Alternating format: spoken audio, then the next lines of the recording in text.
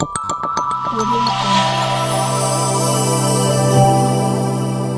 Jungle.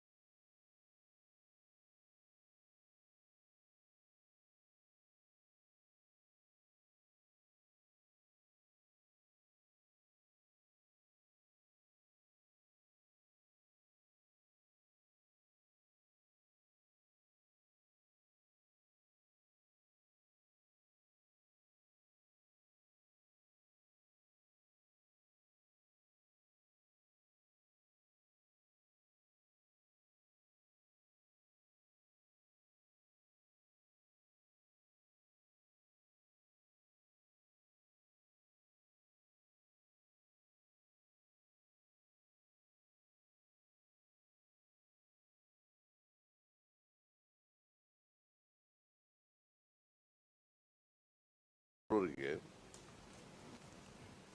ನಮ್ಮ ಸರ್ಕಾರ ಇದ್ದಾಗ ಒಮ್ಮೆ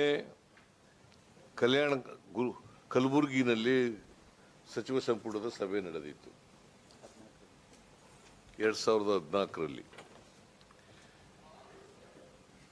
ಅದಾದ್ಮೇಲೆ ನಮ್ಮ ಸರ್ಕಾರ ಸಚಿವ ಸಂಪುಟದ ಸಭೆಯನ್ನ ಮಾಡೋಕ್ಕಾಗಲಿಲ್ಲ. ಇವತ್ತು ಸೆಪ್ಟೆಂಬರ್ 17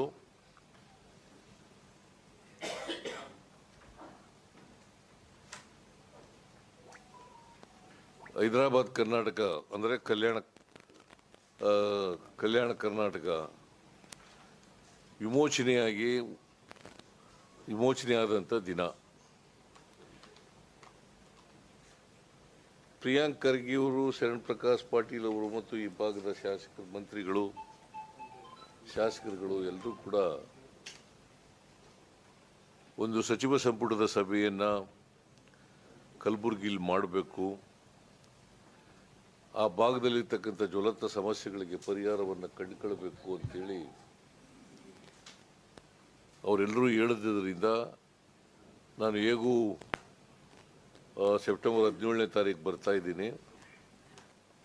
ಅವತ್ತೇ ಸಚಿವ ಸಂಪುಟದ ಸಭೆನೂ ಕೂಡ ಮಾಡೋಣ ಅಂತೇಳಿ ಇವತ್ತು ಸಚಿವ ಸಂಪುಟದ ಸಭೆಯನ್ನು ಮಾಡಿದ್ದೀವಿ.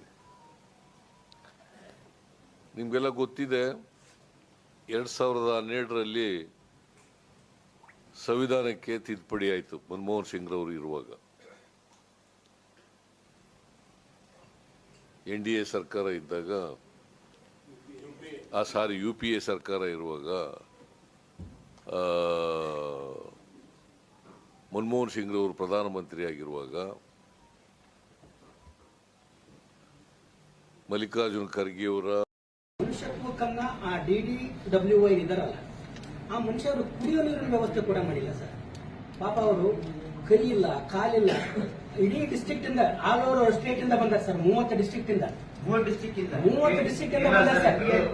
ಅದು ನಿನ್ನೆ ನನ್ಗೆ ಗೊತ್ತಾಯ್ತು. ನಿನ್ನೆ ನಾನೇ ಕಳಿಸ್ಕೊಟ್ಟಿದ್ದೀನಿ ಅವರಿಗೆ. ಅವ್ರ ಬೇಡಿಕೆ ಏನಿದೆ ಅಂದ್ರೆ ಅವ್ರದ್ದು ಕನಿಷ್ಠ ವೇತನ